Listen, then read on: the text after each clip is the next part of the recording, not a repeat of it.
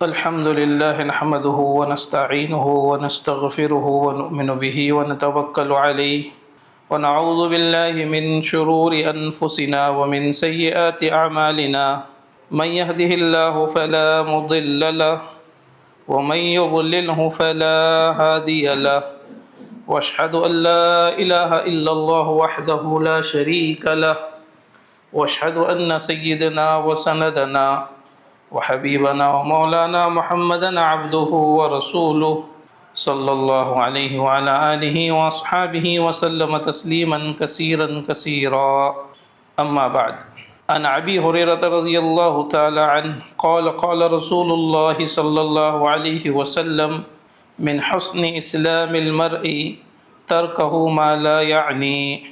عن أبي هريرة رضي الله تعالى عنه قال رسول الله صلى الله عليه وسلم كلمتان حبيبتان إلى الرحمن خفيفتان على اللسان ثقيلتان في الميزان سبحان الله وبحمده سبحان الله العظيم.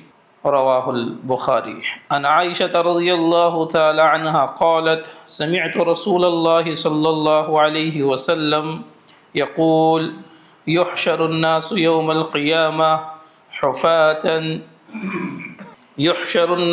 القيامة حفاة عراة غرلا. قالت يا رسول الله الرجال والنساء جميعا ينظر بعضهم إلى بعض. قال يا عائشة الأمر أشد من أن ينظر بعضهم إلى بعض او كما قال علیہ الصلاۃ والسلام.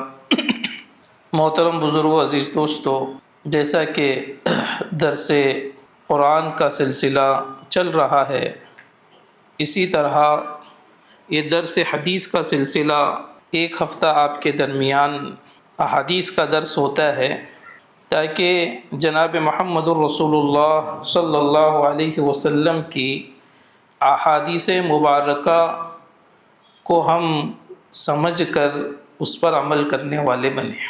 اس لیے کہ قرآن پاک کے احکام اللہ کے رسول علیہ الصلاۃ والسلام کی زندگی چلتا پھرتا قرآن ہے، کہ آپ علیہ الصلاۃ والسلام نے قرآنی احکام کو اپنی زندگی میں عملی اعتبار سے امت کو بتایا ہے. تو آپ علیہ الصلاۃ والسلام کی زندگی، آپ کے ارشادات ہمارے لیے سراپا ہدایت ہیں اور دنیا اور آخرت میں خیر کا ذریعہ ہیں. تو اس لیے ہمیں حضور صلی اللہ علیہ وسلم کی باتوں پر عمل کرنا یہ ہمارے ایمان کا تقاضا ہے. اس لیے کہ ایمان کے دو جز ہیں، لا الہ الا اللہ محمد الرسول اللہ، کہ اللہ کے سوا کوئی معبود نہیں، جناب محمد الرسول اللہ صلی اللہ علیہ وسلم اللہ کے رسول ہیں. تو گویا کہ ہمیں اللہ کے حکموں پر بھی چلنا ہے اور ہماری زندگی جناب محمد الرسول اللہ صلی اللہ علیہ وسلم کی زندگی کے مطابق بنانا ہے. تو آپ علیہ الصلاۃ والسلام کے ارشادات احادیث میں بیان کیے ہیں. ایک حدیث جو آپ کے سامنے میں نے پڑھی ترمذی شریف کی حدیث ہے، حضرت ابو ہریرہ رضی اللہ تعالیٰ عنہ روایت کرتے ہیں، یعنی آپ علیہ الصلاۃ والسلام کی خدمت میں رہ کر حضرات صحابہ آپ صلی اللہ علیہ وسلم کی باتوں کو یاد کرتے تھے، اس پر عمل کرتے تھے. علم کا شوق حضرات صحابہ میں تھا.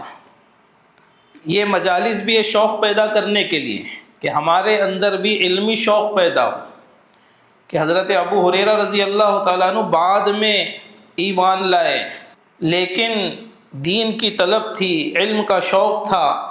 اللہ کے رسول صلی اللہ علیہ وسلم کے در پر پڑے رہتے. اصحاب صفہ جو آپ صلی اللہ علیہ وسلم کے روضہ اقدس کے بالکل بازو میں ایک چبوترا ہے، آج بھی وہ جگہ اونچی وہاں پر موجود ہے. جو عمرے پر حج پر جاتے ہیں اس کی زیارت کرتے ہیں. تو وہ صحابہ کے بیٹھنے کی جگہ تھی. وہ صحابہ کا مدرسہ تھا۔ اللہ کے رسول صلی اللہ علیہ وسلم کے پاس وہ علم حاصل کرتے تھے اور وہاں سے ارشاد نبوی پر اپنی زندگی میں لانے کی فکر کرتے تھے۔ تو اصحاب صفہ میں حضرت ابو ہریرہ رضی اللہ تعالیٰ عنہ بھی ان کا شمار ہوتا ہے کہ وہ دوس قبیلے کے رہنے والے، تقریباً خیبر کے موقع پر انہوں نے ایمان قبول کیا۔ حضرت طفیل دوسی رضی اللہ تعالیٰ عنہ کی محنت پر ان قبیلوں میں سے حضرت ابو ہریرہ بھی آئے اور اتنا دین کے علم حاصل کرنے میں لگے رہتے کہ جتنی حدیثیں حضرت ابو ہریرہ رضی اللہ تعالیٰ سے مروی ہیں اتنی حدیثیں کوئی اور صحابی سے مروی نہیں، جنہیں امیر المومنین فی الحدیث کہا جاتا ہے۔ تو اس کے لیے ہمیں اس بات کی فکر کرنا ہے کہ ہمارے اندر بھی علمی شوق ہو۔ کون سا شوق ہو بھائی؟ ہاں، دنیا کے شوق آج امت پیدا کر رہی ہے، مختلف شوق اپنے نفس کے تقاضوں کو پورا کرنے کے لیے، لیکن جو شوق پیدا کرنا ہے وہ شوق نہیں پیدا ہو رہا کہ ہمارے اندر علم کا شوق پیدا ہو، قرآن کے پڑھنے کا شوق پیدا ہو، حدیث کے سننے کا شوق پیدا ہو، تفسیر کے سننے کا شوق پیدا ہو، اپنی زندگی کو اعمال پر لانے کا ہمارے اندر جذبہ پیدا ہو۔ جو چیزیں کرنے کے کام اگر ہم نہیں کریں گے تو نہیں کرنے کے کاموں میں ہماری زندگی لگے گی۔ ہاں، کہ اللہ تعالیٰ کرنے کے کاموں میں ہم اپنے اوقات کو لگائیں گے، اپنے مال کو لگائیں گے، اپنی جان کو لگائیں گے، اپنی صلاحیتوں کو لگائیں گے، تو نہ کرنے کے کاموں سے اللہ بچائیں گے۔ نہ کرنے کے کاموں سے اللہ کیا کریں گے بھائی؟ ہاں، تو اسی کے تعلق سے آگے کی حدیث آ رہی ہے کہ اللہ کے رسول علیہ الصلوۃ والسلام نے ارشاد فرمایا، قال رسول اللہ صلی اللہ علیہ وسلم۔ رب کیا پڑھنا آپ بھی؟ صلی اللہ، درود۔ آج اللہ معاف فرمائے، میری بھی غفلت ہے، ہر ایک کی غفلت ہے کہ درود کا اہتمام نہیں کرتے۔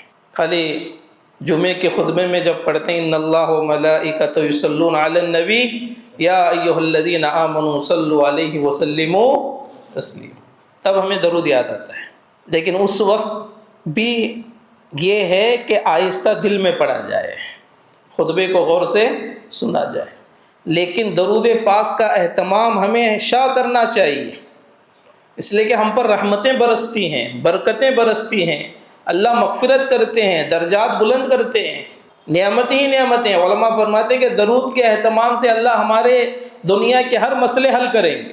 ہاں، آپ علیہ الصلوۃ والسلام کے احسانات، بلکہ جتنے ہمارے باپ کے ہم پر احسان نہیں ہوں گے، ہمارے ماں کے جتنے احسان نہیں ہوں گے، اس سے زیادہ احسان جناب محمد الرسول اللہ صلی اللہ علیہ وسلم کے ہم پر ہیں۔ لیکن اس ذات کے لیے ہم روزانہ 100 مرتبہ بھی درود پڑھنے کی ہمیں توفیق نہیں مل رہی۔ ارے بات سمجھ رہے ہیں بھائی؟ پڑھیں گے انشاءاللہ، ورنہ پڑھنے والے تو روزانہ ہزاروں پڑھ رہے ہیں جو نبی کے عاشق ہیں، نبی کے دیوانے ہیں۔ ہاں، تو اللہ تعالیٰ ہمارے دنیا کے مسئلے بھی حل کریں گے، آخرت کا بھی مسئلہ حل کریں گے۔ تو اس لیے درود کا اہتمام۔ تو جب بھی آپ صلی اللہ علیہ وسلم کا نام آئے تو کیا پڑھنا بھائی؟ یہ مختصر درود، صلی اللہ علیہ وسلم۔ قال رسول اللہ صلی اللہ علیہ وسلم من حسن اسلام المرء ترکہ ما لا یعنی۔ آپ علیہ الصلوۃ والسلام نے ارشاد فرمایا کہ اسلام کی، آدمی کی اسلام کی خوبی یہ ہے کہ وہ لا یعنی کاموں کو ترک کر دے۔ لا یعنی کاموں کو کیا کر دے بھائی؟ ترک کر دے۔ آپ علیہ الصلوۃ والسلام نے ارشاد فرمایا انسان کے اسلام کی خوبی میں سے یہ ہے کہ انسان کے اسلام کی خوبی میں سے ہے کہ وہ بیکار کے کاموں کو، لا یعنی کاموں کو وہ چھوڑ دینا۔ یعنی ایمان والے کی خوبی یہ ہے کہ اس کی خوبی کپڑوں سے نہیں ہے، اس کی خوبی وہ مال و دولت سے نہیں ہے، اس کی خوبی وہ دنیا کے اچھے اسٹیٹس سے نہیں ہے، بلکہ اللہ کے رسول علیہ السلام نے فرمایا کہ ایمان والے کا حسن اور خوبی یہ ہے کہ وہ لایانی کاموں کو چھوڑ دے۔ لایانی کام کہتے ہیں نہ جس میں دین کا فائدہ ہے نہ دنیا کا فائدہ ہے، نہ دین کا فائدہ ہے نہ دنیا کا فائدہ ہے۔ تو آج اس حدیث پر ہماری قوم عمل کر لے، بہت سارے خرافات سے بچ جائے گی۔ بہت سارے خرافات سے کیا ہوگی بھائی؟ ہاں۔ تو اگر ہم اپنی زندگی کا جائزہ لیں کہ ہماری زندگیاں کتنی لایانی کاموں میں چل رہی ہیں، ہماری زبانیں، ہماری آنکھیں، ہمارے کان، ہمارے ہاتھ، ہمارے اوقات، جو اب وقت جو گزر رہا ہے، دیکھتے دیکھتے رمضان گیا تھا، اب دیکھتے دیکھتے ارے وہ رمضان کیا ہو رہا ہے؟ آ رہا ہے۔ تو یہ وقت تو گزر رہا ہے، لیکن ان گزرتے اوقات میں ہم اپنی زندگیوں کا جائزہ لینا ہے کہ ہم ان زندگیوں میں کتنے اعتبار سے اپنے آپ کو لایانی کاموں سے بچا رہے ہیں۔ تو سب سے بنیادی جو چیز ہے کہ لایانی کاموں میں جو مبتلا امت کے اندر افراد میں آج ہماری زندگیوں میں کہ ہماری زبانیں لایانی کاموں میں لگی ہوئی ہیں۔ ہمارے گفتگو کیا ہے بھائی؟ کہ ہم زبان سے کیا بول رہے ہیں، کیا نہیں بول رہے، بلکہ یہ زبان کے استعمال میں آج اتنی زیادتی ہو رہی ہے، اتنا، اس لیے کہ ہمارے زبان کا ہر لفظ لکھا جاتا ہے۔ گزشتہ ہفتے میں نے یہی کہا کہ ہمارے نوجوان رمضان آتا ہے یا رمضان جاتا بھی ہے، پورا سال ہمارے وقت لایانی میں گزر رہے ہیں۔ ارے بھائی کٹے کٹے ہمارے نوجوان کے موبائل لے کر ارے بیٹھ رہے نہیں بیٹھ رہے۔ ہاں، ایک دوست، پہلے دوست بیٹھتے تھے تو بات کرتے، کیا ہوا بھائی دن بھر تو کتنا کمایا، کیا کریا، کہاں گیا تھا، کدھر گیا تھا۔ ارے بھائی گفتگو ہوتی تھی نہیں ہوتی کہ آپس کے غم شیئر کرتے تھے، آپس کے کوئی مسائل پوچھتے تھے، آپس کی جو چیزیں ایک دوسرے میں بانٹتے تھے۔ بزرگ حضرات ہیں، پوچھو کیا چچا؟ اب ہے نہیں ہے۔ لیکن اب زمانہ کیا ہے کہ آ گئے، بیٹھ گئے، 10 جنے بیٹھے رہتے ہیں باندروں کی طرح۔ وہ باندرے کے ہاتھ میں ناریل دیتے نہیں، انہیں کیسا کھیلتے رہتا ہے۔ باندرے کے ہاتھ میں ناریل دیے سر کا، ہر ایک کے ہاتھ میں موبائل ہے، انہیں لے کو اب وہ اپنے گیم میں ہے، کوئی یوٹیوب میں ہے، کوئی انسٹاگرام میں ہے، کوئی جو ہے فلاں ہے فلاں ہے۔ اب ہر ایک دوستاں بیٹھے ہیں لیکن کوئی کام کے نہیں ہے۔ ارے بھائی ہو رہا ہے نہیں ہو رہا؟ ہاں، یعنی ہماری ذہنی اعتبار سے ہم کو جو ہے غلام بنا دیا گیا ہے۔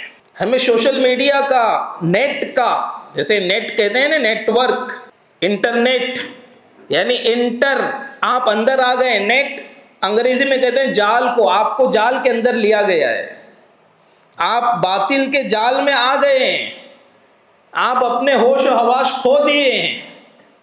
بازو کیا ہو رہا ہے وہ دوست کو بھی معلوم نہیں، وہ اپنے گیم میں مصروف ہے، وہ اپنے پب جی میں مصروف ہے، وہ اپنے کھیلنے میں مصروف ہے۔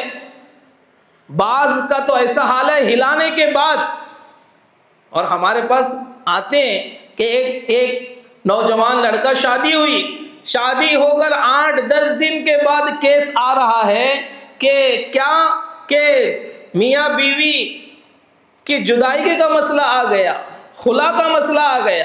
کیوں؟ کیا کہ تو انہیں رات بھر پب جی میں رہتا ہے۔ کس میں رہتا ہے بھائی؟ ہاں، کر کو دیے سو اروس کو چھوڑ کو موبائل لے کو پب جی کھیل رہا ہے۔ ارے یہ نوجوان نسل کا حال ہو رہا ہے۔ ارے ہو رہا نہیں ہو رہا بھائی؟ ہمارے نوجوانوں سے میری گزارش ہے کہ اپنی زندگیوں کو برباد نہ کریں اس پب جی کے پیچھے، اس گیمز کے پیچھے، ان جو ہے سوشل میڈیا کے فتنوں کے پیچھے ہم کیا کر رہے ہیں۔ اور ابھی تو آنے والا ہے IPL لورز کا گیم، جس میں بوڑھے بھی، نوجوان بھی، ادھیڑ عمر والے بھی، سب جو کیا ہیں، کس کے شوقین ہیں بھائی؟ IPL سمجھتے ہیں IPL کرکٹ 2020۔ اب وہ رمضان ہی کے پہلے آئے گا، رمضان میں شروع ہوگا۔ ہمارے روزے بھی، ہماری تراویح بھی، بعض ایسے دیوانے ہیں کرکٹ اور IPL کے کہ تراویح میں 4 رکعت کے بعد دعا ہوتی ہے کہ دعا تھوڑی دیر پڑھ لو، لیکن وہ موبائل دیکھو، اسکور دیکھتا ہے، کیا اسکور ہوا۔ ارے تراویح کے درمیان کی دعا پڑھ لے، لیکن انہیں کیا دیکھ رہا ہے؟ اسکور دیکھ رہا ہے، یہ ٹیم کا کیا ہوا، وہ ٹیم کا کیا ہوا۔ میرے بھائیوں ہماری زندگی لایانی میں گزر رہی ہے. کون سی ٹیم بھی جیت جائے، چاہے وہ بنگلور جیتے، ممبئی جیتے، فلاں جیتے، تمہیں کیا ملنے والا ہے؟ اور آگے بڑھ کر ہمارے نوجوان رمضان میں بھی جوا بازی کر رہے ہیں آئی پی ایل میں. کس میں کیا کر رہے ہیں بھائی؟ یہ ٹیم پر یہ اتنا لگا رہا ہے، بلکہ یہ پلیئر کے رن پر اتنا لگا رہا ہے، یہ بال پر اتنا لگا رہا ہے. جو نیکیوں کا اللہ تعالیٰ نے ہمیں سیزن دیا ہے اسے بربادی کی طرف لے جا رہے ہیں. تو اس لیے ہم فتنوں میں، لایانی چیزوں میں اپنی زندگی برباد نہ کریں. آج ہمارے نوجوان نسل وہ بربادی کی طرف جا رہی ہے، عیاشی کی طرف جا رہی ہے، فحاشی کی طرف جا رہی ہے. اس لیے کہ ہمیں جال میں پھنسا لیا ہے انٹرنیٹ. ہم جو ہے جال میں آ گئے ہیں، جال کے اندر ہم پھنس گئے ہیں باطل کے. اب اسے گیم سے چھوٹنا مشکل ہو گیا، پب جی سے چھوٹنا مشکل ہو گیا. کوئی بول رہا ہے تو اسے غصہ آ رہا ہے.